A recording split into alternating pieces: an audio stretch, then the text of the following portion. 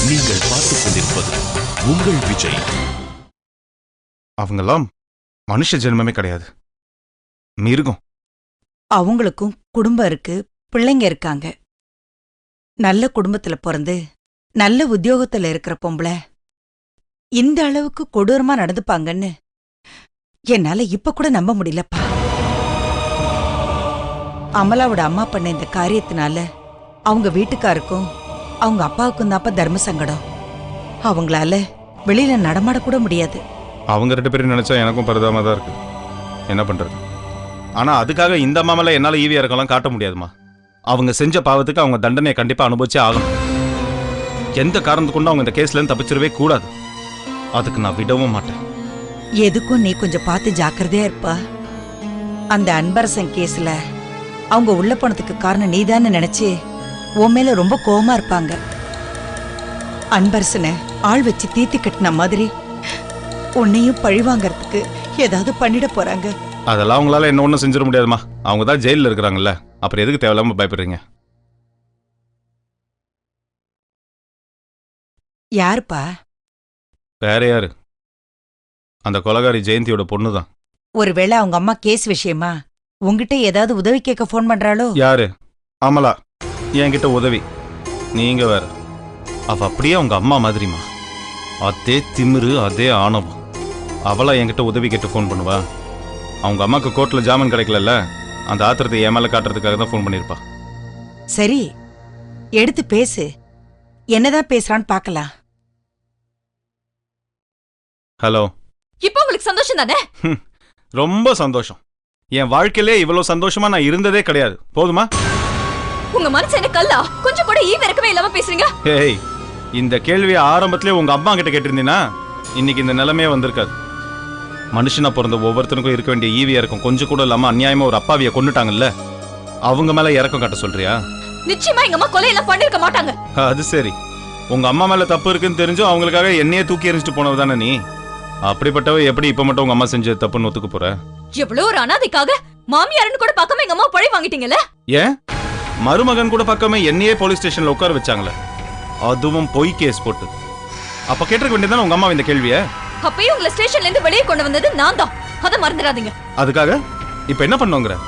உங்க அம்மாக்கு எதிராக இந்த கேஸை நடத்தாம அவங்கள வெளில கொண்டு வரதுக்கு உதவி பண்ணணும்னு சொல்றியா? நான் ப்ரொஃபசர் ஜெயந்தியோட பொண்ணு. எங்க அம்மா வெளியே கொண்டு வரதுக்காக உங்ககிட்ட வந்து கையேந்தி நிக்க மாட்டேன். அவங்கள எப்படி வெளியே கொண்டு வரணும்னு எனக்கு தெரியும். அப்புறம் எதுக்காக எனக்கு ஃபோன் பண்ற? போனை வை.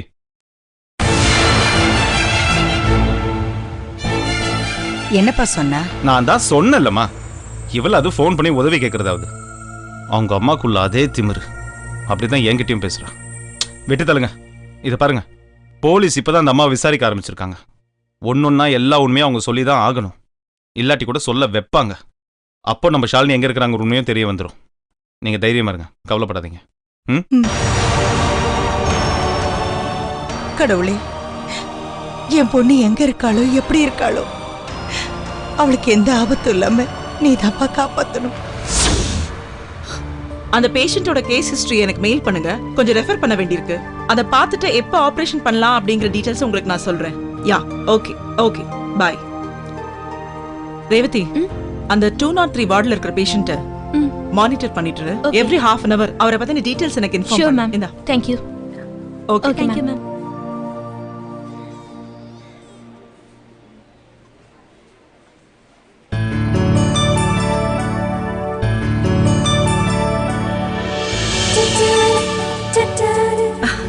இந்த ட்ரெஸ்ல உன்னை பார்க்கிறதுக்கு ரொம்ப அழகா இருக்கு ஷாலினி.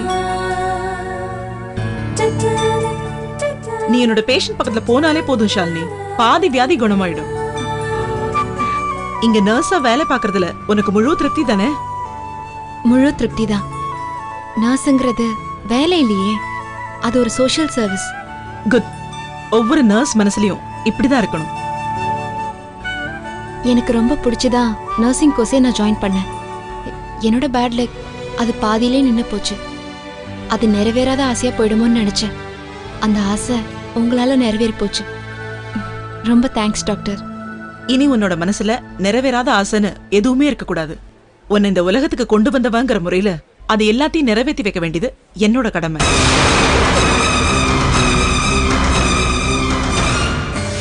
டாக்டர் நீங்க இப்ப என்ன சொன்னீங்க? இல்ல உன்னை இந்த ஹாஸ்பிட்டல்ன்ற உலகத்துக்கு கொண்டு வந்து விட்டது நான் தானே, அதான் அப்படி சொன்னேன். நான் முதலா டியூட்டில ஜாயின் பண்றேன். என்ன ஆசீர்வாதம் பண்ணுங்க. God bless you. நல்லா இருமா, நல்லா இரு. ஷாலினி, உன்னோட எல்லா தேவைக்கும் நான் உன் கூட இருக்கேன்.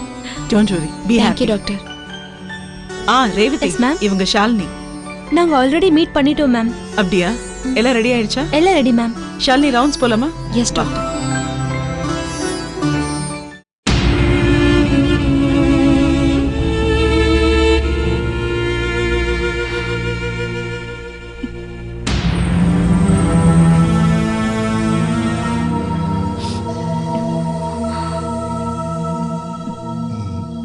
ஏமா, அன்பரசம் கொலைக்கும் உங்க அம்மாவுக்கு ஏதாவது சம்பந்தம் இருக்குமா? இல்ல, கண்டிப்பா சம்பந்தம் இல்ல. அம்மாவை பழி வாங்கறதுக்காக அந்த ஆளு திட்டம் போட்டு அம்மாவை பழி வாங்கியிருக்கான். எந்த ஆளு? அந்த சாந்தாமாவோட பையன்.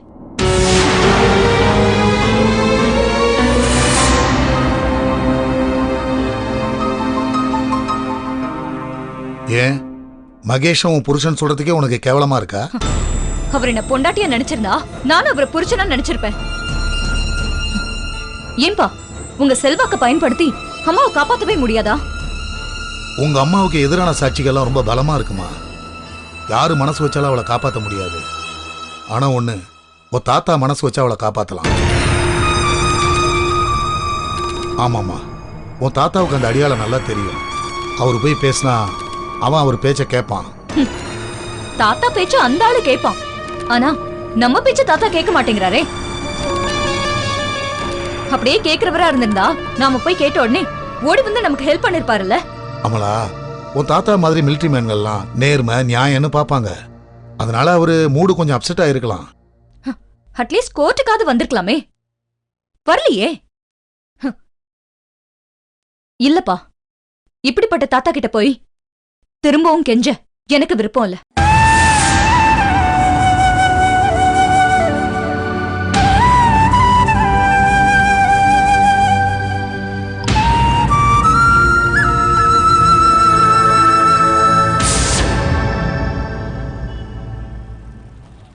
அக்கா, நான் இன்னொரு கடி ஜோக் சொல்லட்டா? போதும் கையல், ஏற்கனவே காதுல ரத்தம் வருது. டிஞ்சர் போடணும். ப்ளீஸ் கா, லாஸ்ட் பட் நாட் லீஸ்ட். சரி சொல்லு. தண்ணில இருந்து கரண்ட் எடுக்கலனா என்ன ஆகும்? என்ன ஆகும்? இருக்கிற பவர் கட்டோட சேர்ந்து இன்னும் 2 மணி நேரமோ 3 மணி நேரமோ கட் ஆகும். ஐயோ, அது இல்லக்கா, நான் சொல்றேன் பாருங்க. தண்ணில இருந்து கரண்ட் எடுக்கலனா குளிக்கும் போது பாத்ரூம்ல ஷாக் அடிக்கும். போதும்.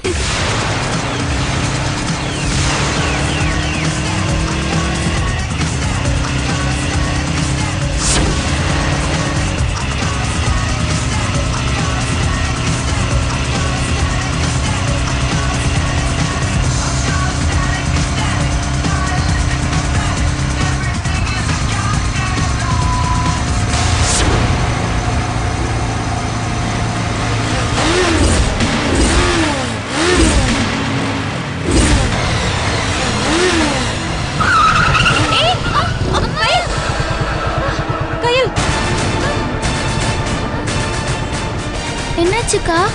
ஒண்ணும் இல்லம்மா. அடிபட்டுச்சா? அதெல்லாம் ஒண்ணும் இல்லக்கா. ஏமா ஒண்ணும் ஆகல. இல்ல ஒண்ணும் ஆகல. யாரா நீ? கேடா, ஒரு பொட்டச்சிக்கு அடிபட்டவனே கேட்க வந்துட்டீங்க. இதே ஆம்பளைக்கு அடிபட்டா வருவியா நீ? வருவியாடா நீ? ஏய், வந்து மோதம் இல்லாம திமிரா பேசுற. பேசுனா என்னடா பண்ணுவ? என்னடா பண்ணுவ பேசுனா? என்னடா பண்ணுவ? அடிப்பியா? என்ன அவளுக்கு வக்காலத்தா? அடிப்பியா? அடிக்கும். அக்கா, என்ன நடக்குது? லுக்கூடாத மூஞ்சிய திருப்பிடுவேன். என்னடா முறைக்கிற? என்ன முறைக்கிற? போ போ போ போ, கிளம்பு. எந்த வேலைக்கு வந்தியோ அந்த வேலையை மட்டும் பாரு. போடா டேய், போடா. ஏய், என்ன இது உங்க அப்பா வீட்டு ரோடு நினைச்சீங்களா? ஏதோ அழகி போட்டியில கேட் வாக் பண்ற மாதிரி பண்ணிட்டு இருக்கீங்க. என்ன 2 பேருக்கும் கண்ணு தெரியாதா? ஆமாண்ணா, எனக்கு கண்ணு தெரியாது. என்னது கண்ணு தெரியாது? கண்ணு தெரியாதுன்னா அடங்கி உடங்கி வீட்லயே கிடக்க வேண்டியதானே? ஏய், கண்ணு தெரியாதவளை கூட்டி எங்கடி சுத்திட்டு இருக்க? ஏய் மிஸ்டர், மரியாதையா பேசு. அக்கா, சாரின்னு சொல்லி முடிக்க வேண்டிய பிரச்சனைக்கு எதுக்கு இவ்வளவு பேச்சு பேசுற? ஆமாண்டி, அப்படிதான் பேசுவேன். என்ன நீ எனக்கு பேச சொல்லி தர போறியா? காலையில எந்திரிச்ச உடனே எவனை எப்படி மடக்கலான்னு சுத்துற உன்ன மாதிரி பொண்ணுகிட்ட எப்படி பேச சொல்ற? மரியாதையா பேசு. ஹே, உனக்கெல்லாம் என்னடி மரியாதை? ஆமா, இந்த குருடி எவனும் செட் பண்ண கூட்டு போயிட்டு இருக்க?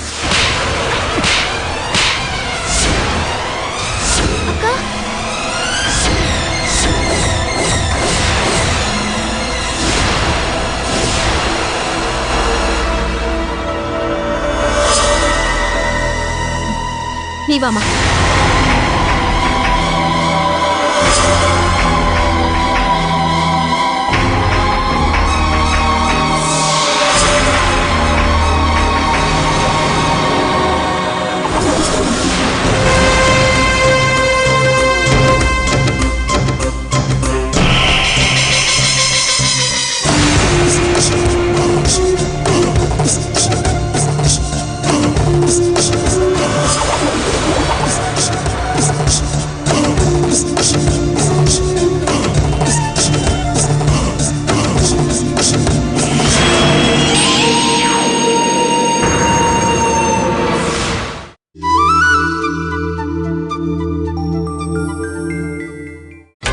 நீங்கள் பார்த்துக் கொண்டிருப்பது உங்கள் விஜய்.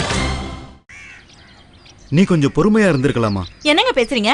அந்த பொறுக்கி ராஸ்கல் எவ்வளவு திமிரா நடந்திருக்கா, ஷாலினி எவ்வளவு கேவலமா பேசிருக்கா. அதை கேட்டு அவளை சும்மா இருக்க சொல்றீங்களா? அவ பண்ணதா கரெக்ட். ஆமாம்ப்பா, அக்கா ரொம்ப பொறுமையா தான் இருந்தாங்க. அந்த ஆள் தான் ரொம்ப கேவலமா பேசினான், என்னையும் திட்டினான். அதுக்கப்புறம் தான் அக்கா அவனை அடிச்சாங்க. அந்த பையனை அடிச்ச உடனே பிரச்சனை எல்லாம் முடிஞ்சிருச்சுன்னு நீங்க நினைச்சுக்கிட்டு இருக்கீங்க. ஆனா இனிமே தான் அந்த பையன் பிரச்சனை ஆரம்பிப்பானு நான் பயந்துகிட்டு இருக்கேன். என்னங்க சொல்றீங்க? ஆமா சந்திரா, இவ்வளவு திமிரா நடந்துகிட்ட அந்த பையன் ஷாலினி கையால் அடி வாங்கிட்டு எப்படி அமைதியா இருப்பான்? இவங்க சொல்றதை கேட்டா அவன் பெரிய இடத்து பையன் போல இருக்கு. நாளைக்கு ஷாலினி வேலைக்கு போகும்போது வழிமறிச்சு அவன் ஏதாவது பிரச்சனை பண்ணானா என்ன பண்றது? என்னப்பா நீங்க அக்காவோட தைரியத்தையும் துணிச்சலையும் பாராட்டுவீங்கன்னு பார்த்தா இப்படி பயமுறுத்துறீங்களே. நான் பயமுறுத்தலுக்காக சொல்லலாமா, நடக்க போற விளைவுகளை நினைச்சுதான் சொல்றேன். சரிம்மா, நடந்தது நடந்து போச்சு. இனிமே நீ வேலைக்கு போக வேண்டாம். என்னங்க நீங்க எலிக்கு பயந்துகிட்டு கூரைக்கு நெருப்பு வச்ச கதையா இருக்குல்ல நீங்க சொல்றதை கேட்டா. போலீஸ் எல்லாம் எதுக்கு இருக்கு? நான் பிரச்சனையை முடிக்கிறத பத்தி பேசிக்கிட்டு இருக்கேன், நீ பிரச்சனையை வளர்க்கறத பத்தி பேசிக்கிட்டு இருக்க. ஒரு வயசுக்கு வந்த பொண்ணு போலீஸ் கேஸ் அலைஞ்சா அவளோட எதிர்காலம் என்ன ஆகும்? ஷாலினி வீட்டுல இருந்து யாராவது வந்து உங்க பொண்ணா இருந்தா இப்படி விடுவீங்களான்னு கேட்டா நாம என்ன பதில் சொல்றது? அப்போ இன்னும் நீங்க என்ன இந்த வீட்டு பொண்ணா ஏத்துக்கலையா? அப்பா இல்லவா, நான் அந்த அர்த்தத்துல சொல்லல. உன்னோட எதிர்காலத்துக்கு எந்த பிரச்சனையும் வந்துடக்கூடாதுன்னு தான் நான் சொல்றேன். எப்பவுமே பிரச்சனையை பார்த்து ஒதுங்கி போறவதான் நானு. ஆனா நம்ம கையல் வழி அவன் தப்பா பேசினத என்னால தாங்கிக்க முடியல, அதான் அடிச்சிட்டேன். அண்ணே, இனிமே இந்த மாதிரி எந்த பிரச்சனையும் வராம நான் பாத்துக்கிறேன். என்ன மன்னிச்சிருங்க. ஐயோ, என்னம்மா நீ இப்ப என்ன தப்பு பண்ணிட்ட மன்னிப்பெல்லாம் கேக்குற? அதுக்கு இல்ல, டாக்டர் வந்து வேலைக்கு கூப்பிட்டப்போ மாட்டேன்னு சொல்லிட்டு இப்பதான் வேலைக்கு போனேன். உடனே வேலையை விட்டுட்டு நின்னா அது தப்பாயிடும்ல. நான் வேலைக்கு போறேன்னா.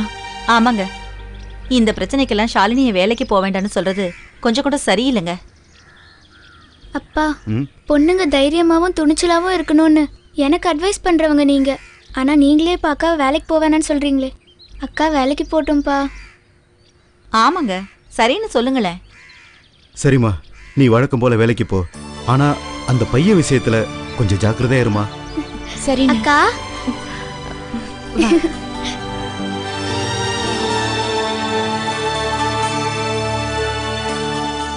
இந்த காலத்துல பொண்ணுங்க இப்படிதான் இருக்கணும். இல்ல சந்திரா, ஷாலினி மனசு வேதனைப்படக்கூடாதுன்னு தான் நான் வேலைக்கு போக சம்மதிச்சேன். ஆனா இந்த பிரச்சனை இதோட முடியாது.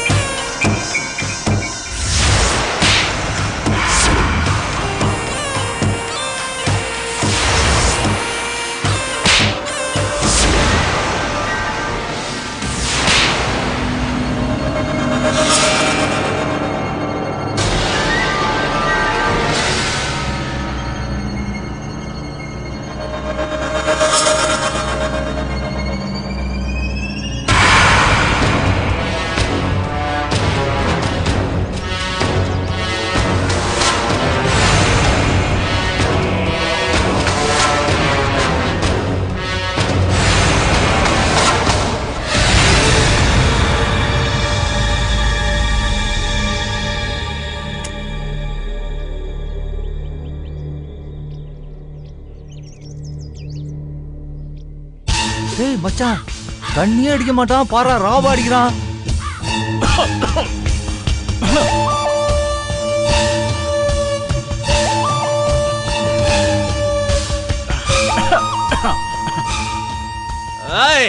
என்னடா மச்சான் இது ராவா அடிச்சிட்டு இருக்க?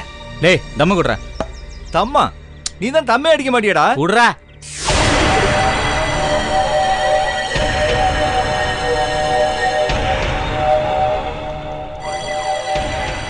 ஏய் என்னடா ஆச்சு உனக்கு? என்னடா பிரச்சனை?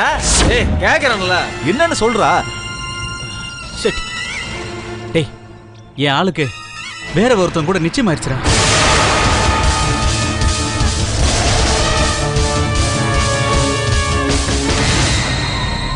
என்னடா மச்சான் சொல்ற? ஆமாண்டா. எங்க காதல அவங்க வீட்டில் சொன்னப்ப அவங்க வீட்டில் ஒத்துக்கலையாம். அதனால ஏதோ வீட்டில் பார்க்குற மாப்பிள்ளைய கல்யாணம் பண்ணிக்க போறாளாம்.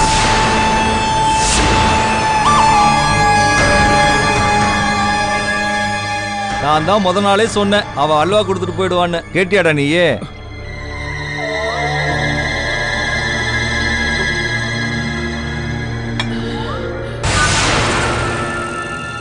ஏ மச்சான் விட்டு தள்ளுறா.